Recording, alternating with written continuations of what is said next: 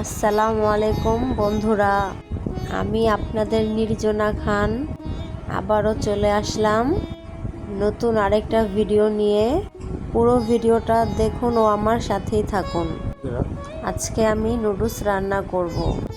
জানি না আপনারা কে কিভাবে নুডলস রান্না করে খান, কিন্তু আমি নুডলসে আলু দিয়ে খেতে খুবই পছন্দ করি।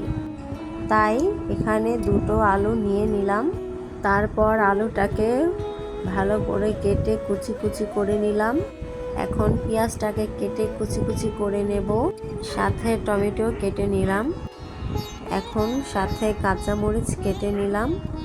ফুটান্ত গরম পানিতে নুডলসটাকে সিদ্ধ করে নিলাম। জানি না আপনারা কি নুডলস খান, কিন্তু আমি ডেকো নুডলস লম্বাটা নিয়ে নিয়েছি। নুডলসটা সিদ্ধ করা শেষ। এখন আমি পেঁয়াজটা লাল করে নেব। আপনারা দেখতে পাচ্ছেন আমার পেঁয়াজটা একটু লাল হয়ে আছে। এখন আমি এখানে ডিম দিয়ে দেব। ডিমটাকে ভালো করে নেড়ে চেড়ে নেব। এখন আমি এখানে স্বাদ মতো লবণ দিয়ে দেব।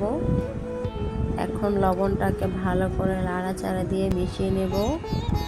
এখানে আমি টমেটো অ্যাড করে দিলাম। টমেটোটা দেওয়ার পর দেখুন কি সুন্দর কালার চলে আসছে। এখানে আমি মশলা অ্যাড করে নিলাম। তারপর কাঁচামরিচ দিয়ে দিলাম। এখন মশলাটাকে ভালো করে নাড়াচাড়া করে এখানে আমি আলুটাকে অ্যাড করে দেব। এখন আমি আলুটাকে ভালো করে নাড়াচাড়া দিয়ে নেব। আমার মশলাটা প্রায় হয়ে আসছে। এখানে আমি আর একটু ম্যাগি মশলা অ্যাড করে দেব। এখন মশলাটাকে ভালো করে অ্যাড করে নেব। এখন আমি নুডলসটা দিয়ে দেব। নুডলসটা দেওয়ার পর ভালো করে নেড়ে চেড়ে নেব। জানি না আপনারা কে কোন সবজি দিয়ে নুডলস রান্না করে খেতে পছন্দ করেন, কিন্তু আমার কাছে আলু ও টমেটো দিয়ে খেতে খুবই ভালো লাগে। এখন আমার নুডলস রান্না করা শেষ। দেখুন কতটা সুন্দর হয়েছে দেখতে কালারটা।